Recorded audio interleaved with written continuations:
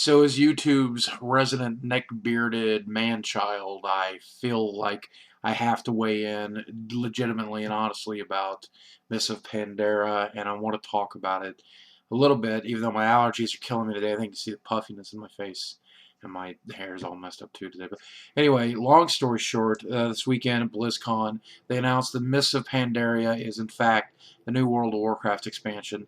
And a lot of people, it seems like about 60-40 split here. 60% of people don't really like the idea very much. 40% seem to be okay with it. And I want to go down the list of details that I got from BlizzCon to see whether or not you guys agree with my points. The first is the fact that pandas are a playable race now, Pandarians. Pandarians have been in the game since Warcraft 3. They've been part of the lore. There was a Brewmaster class you could play in Warcraft 3 as one of your hero classes. And they've been used as April Fool's jokes, Christmas cards, and gifts and jokes throughout Warcraft history. They've not really been placed in World of Warcraft this entire time. So now to have them show up in the world does seem a little weird and striking. And with their history of being used as a joke, I think a lot of people feel that they're weird and that they're, I don't know, they just don't really fit into the world.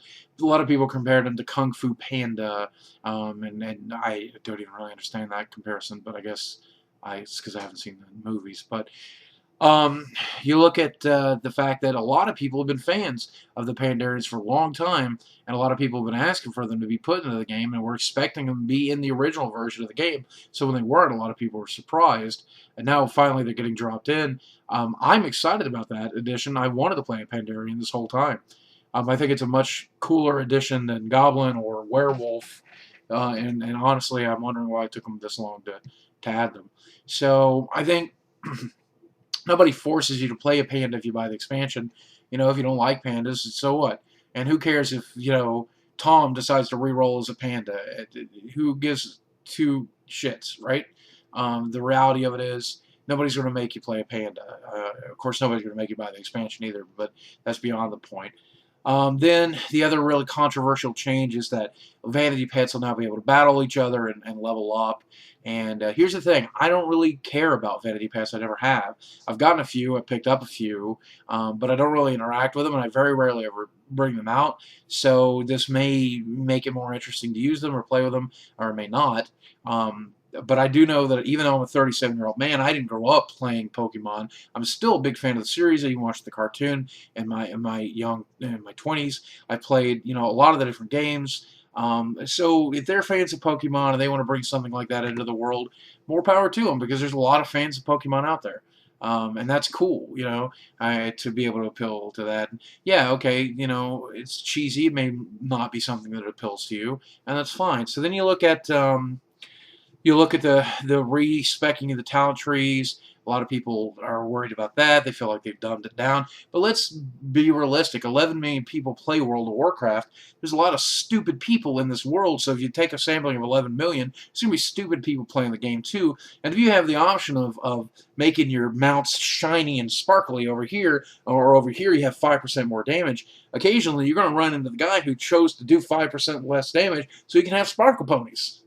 And, now let's just equal out everybody's damage. Let's make sure the talent trees don't have any damage bonus or tanking bonuses or healing bonuses. Let's just make sure that they're all sparkle ponies. And then you can talent up your sparkling, and you can talent up your healing, and talent up whatever. It takes some of the...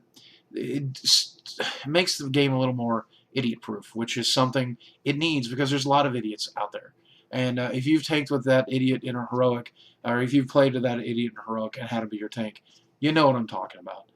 And then I think one of the biggest factors that a lot of people are upset about is, if you look at the history of expansions, with the Burning Crusade, you had the demon guy, Iliad, I forget his name. You've got then you've Lich King obviously had Arthas to kill, and then Cataclysm you have Deathwing to kill. We don't really have a focus yet on who or what we're supposed to kill in this new expansion, so nobody's focusing on that. Everybody's focusing on pandas and Pokemon. And it looks like, from reading some of the interviews that I've read, that the new thing to be fighting is each other. The Horde versus the Alliance. PvE style and PvP style. The Horde versus the Alliance. That whole thing's supposed to bubble up and set the stage for potentially Warcraft 4 in the future.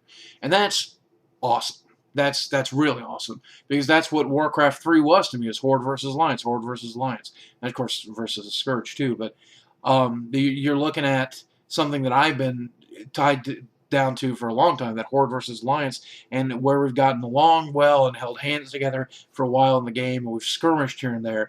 It's time for all-out war, and that's a story that I'm looking forward to watching them tell. It's a story that I'm looking forward to participating in. And if there's more of a PvE focus, or PvP focus this time, I'm open to that, because I've never really PvP'd.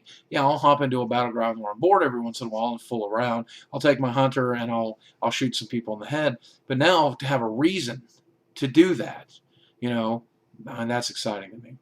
And finally, the criticism that I'm hearing the most is it's just more of the same.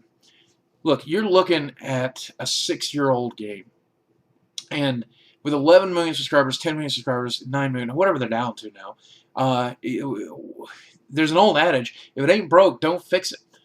And it's not broke; it's working. It's keeping people playing. It's keeping people subscribed. It's still one of the most talked about games in the world. So of course there's going to be more of the same, with a few little tweaks and a few little additions and a few little bonuses. And if you don't like it, the only way to change it is to vote with your wallet. Go buy Star Wars or the Old Republic, or buy some other MMORPG, which is probably not going to be as polished as World of Warcraft or Star Wars or the Old Republic, and play a different game for a little while. And that's the only way you'll ever communicate with Blizzard. When their subscription numbers start dropping, they'll either start working on a new game, or they'll start trying to bring people back into the old one. And the reality of it is, it's just a game. I mean, it's been a lifestyle for me off and on for the past 6 years. I mean, further than that, because I played in the beta. But you're looking at the fact that it's hard to get butthurt about it, because I'm behind pretty much all the changes they've made. They seem like fun, interesting additions that'll keep me logging in occasionally as casual. But I'm looking forward to seeing what the rating looks like, because that's the real meat and potatoes of the expansion.